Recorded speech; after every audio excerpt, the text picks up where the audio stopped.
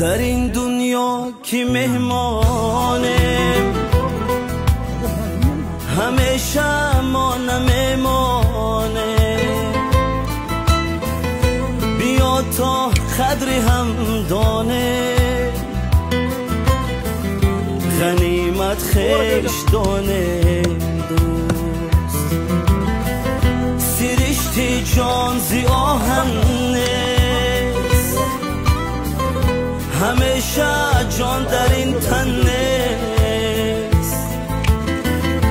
کسی در فکر مردن نیست، غنیمت خیش دانه از این راه دیگر آید. وای پی ما گم شود شاید، برغمی لحظه ها باید